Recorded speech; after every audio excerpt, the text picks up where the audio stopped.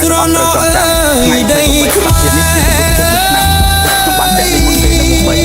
ការពីប្រតាដីស្រែហើយក៏ជាថ្ងៃចំការបាទបងប្អូនចាំពីបងគាត់តែបានពាក់លីទេ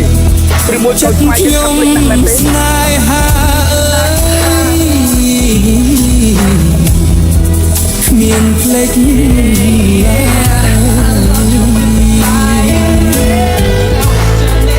បើសិន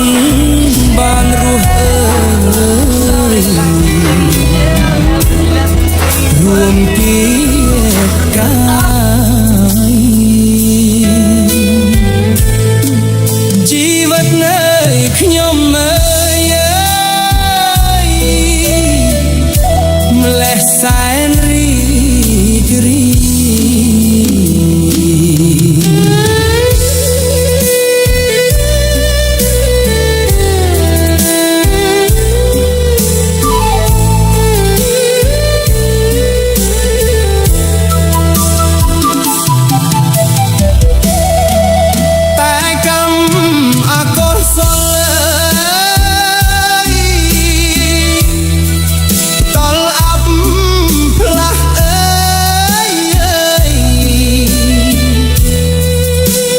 ខ្ញុំបែកបាក់ពីគ្រួសារម៉ែបងប្អូនជីដូនជីតា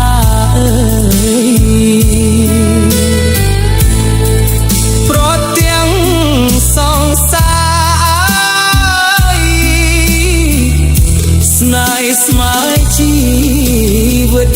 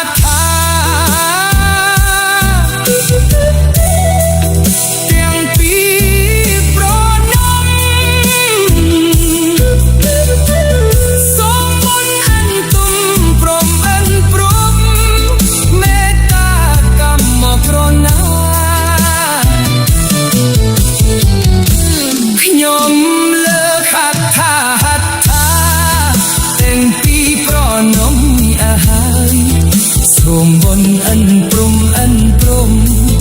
មេត្តាកម្មមកគ្រណាដល់ជីវិតសត្វលោករស់ក្នុងលោកកាជឿផ្សាឥតលហើយឥតមានឈប់ឈរសូមលោកប្រមើលមើលសពទី